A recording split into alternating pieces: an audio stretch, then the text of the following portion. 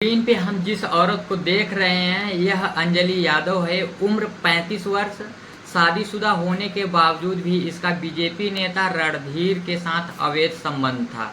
अंदाजा लगाइए दोस्तों, जब एक आम आदमी को पता चले कि उसकी पत्नी का चक्कर एक ताकतवर नेता के साथ है तो वह क्या करेगा। आमतौर पर वह देखा जाए तो वह कुछ भी नहीं बिगाड़ पाएगा, लेकिन यहाँ पे उल्टा हो गया।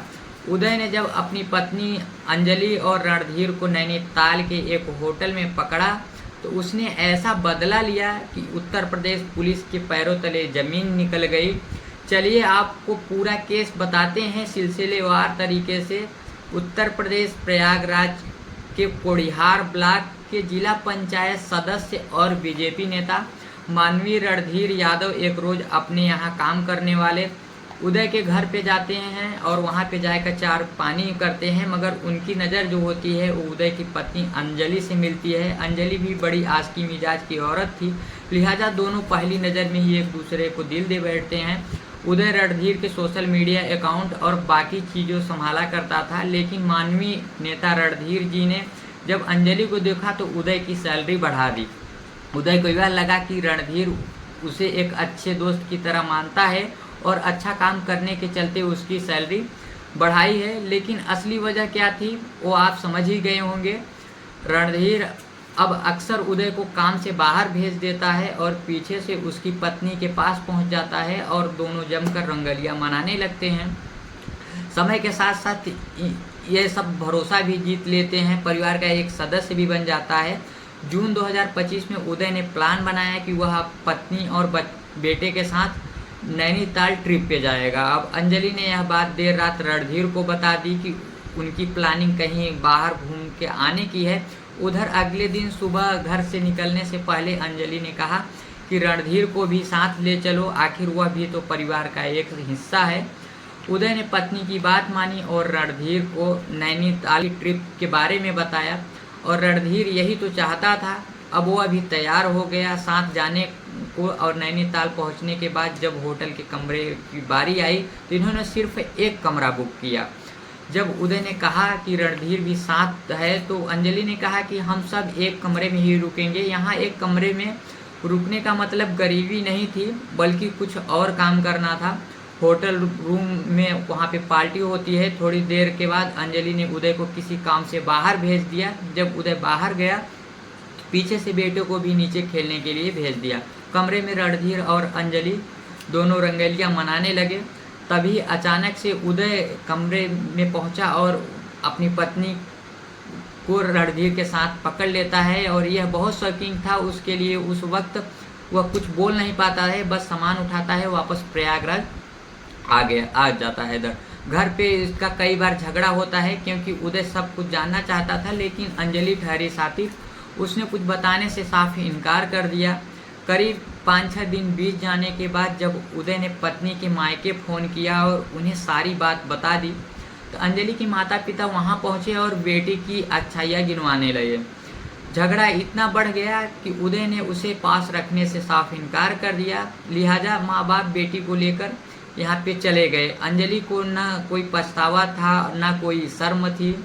11 जून 2025 को उदय को खबर मिलती है कि उसकी पत्नी ने रणधीर के प्यार में जान दे दी। हालांकि यह खबर उसकी पत्नी के मरने के 20 दिन बाद पता चली, क्योंकि वहां उसकी किसी से बात नहीं होती थी।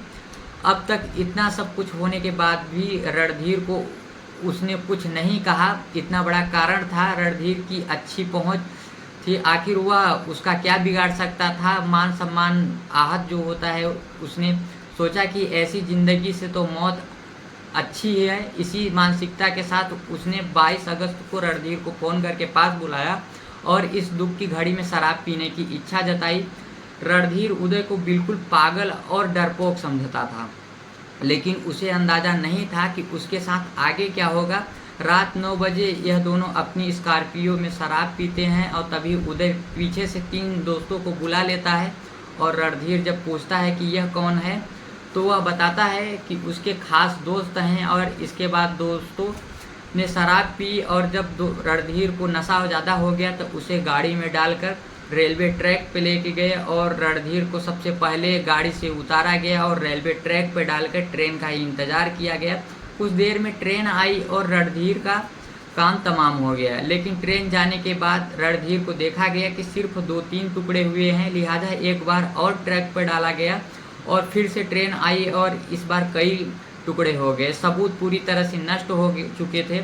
अब बारी थी कि रणधीर की गाड़ी की, तो इन्होंने चित्रकूट के जंगल में गाड़ी को खड़ा कर दिया और वहां से फरार हो गए। 23 अगस्त की सुबह रणधीर ने जब फ़ोन नहीं उठाया तो उसकी पत्नी इसकी शिकायत नज़दीकी पुलिस स्टेशन में दी। 24 अगस्त को पुलिस ने रेलवे ट्रैक से रणधीर की बॉडी को चित्रकूट के जंगलों से उसका स्कॉर्पियो कार को बरामद कर लिया। अब सवाल था कि आखिर हत्या किसने की है और क्यों की है। तो रणधीर की पत्नी से कुछ जानकारियां जुटाने के बाद संदेह जताया गया कि यह काम उदय ने किया होगा। पुलिस ने 25 अगस्त को उदय को शक के आधार पर हिरासत में लिया और जब उससे पूछताछ की गई तो उदय ने अपना जुर्म कबूल कर लिया और फिलहाल हत्या में शामिल सभी आरोपियों को पकड़ लिए गए। वहां से ये लोग योगी पुलिस पर आरोप लगा रहे थे कि कानून व्यवस्था नाकाम है, लेकिन अवैध संबंध रखना जायज़ है, इस पर कोई नहीं बोल रहा है। अब सवाल यह उठता है क्या उदय ने जो किया वो सही किया या गलत। हमें आप लोग कमेंट बॉक्स में ज़रूर बताइएगा। बाकी दोस्तों, इस घटनाक्रम का सुनाने का उद्देश्य किसी को भावनाओं को ठेस पहुंचाना, আহিत करना नहीं है, बल्कि आपको सचेत और जागरूक करना है। आप लोग जहां भी रहो सतर्क रहो, सुरक्षित रहो। मिलते हैं नेक्स्ट वीडियो में, तब तक के लिए आपका बहुत बहुत धन्यवाद।